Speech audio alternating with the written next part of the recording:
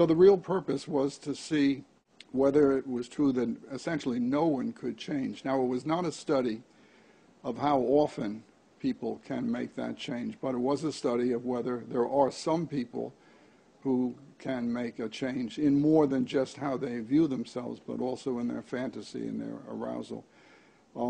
I developed a very systematic, structured interview, which I think is much more methodologically sound than in previous studies, because most previous studies, they have one or two measures of homosexual, heterosexual attraction.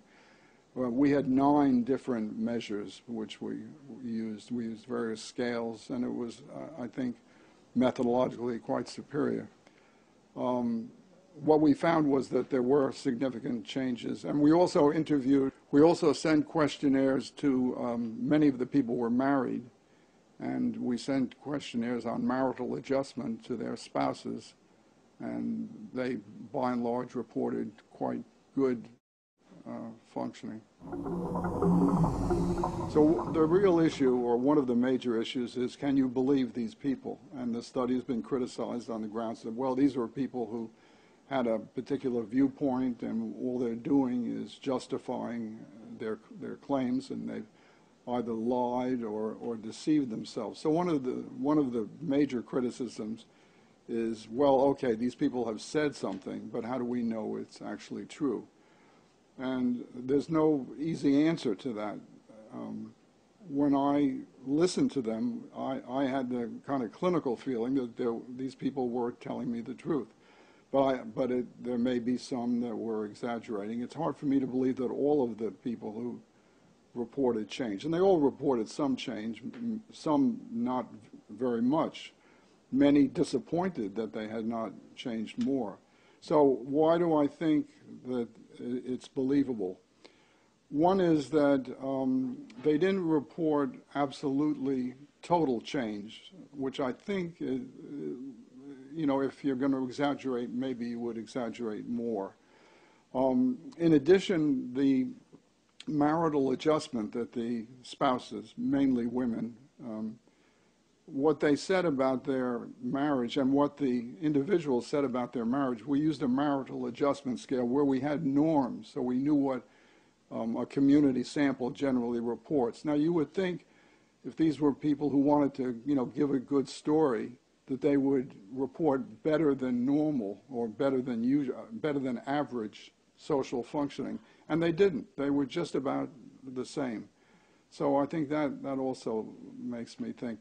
In addition, when they talked about the therapy, what went on in the therapy, for a small number, it was very religious, dramatic religious experiences. I remember one woman said that in the middle of, she was having sex with her lesbian partner, and all of a sudden she heard Jesus say, "What are you doing?" But that was relatively rare. Most of the changes seem to be, associated with the usual things that one hears about in psychotherapy. People talking about their background, their family, how they felt, in terms of masculinity, femininity. So it seemed believable to me.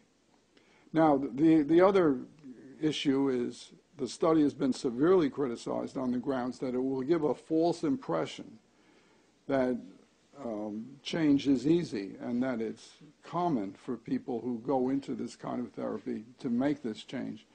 Now, of course, the study was not a study of how often, because we only started with people who claimed that they had made a change.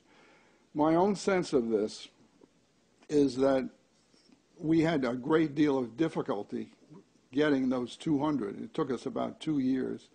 And we had several sources of where we could make it known that the study wanted people who had changed to participate. Since it was so hard to get those 200, and we were not flooded with hundreds of people, my own view, and there's no way that I can be sure, is that it is probably a relatively rare experience that people change as much as these people did.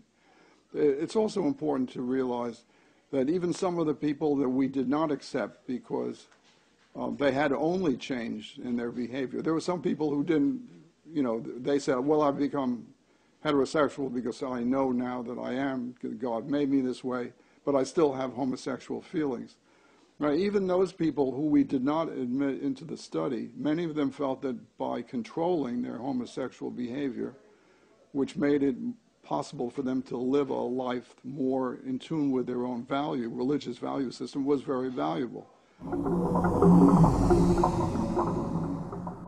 So what we conclude, or what I conclude, is that change is on a continuum.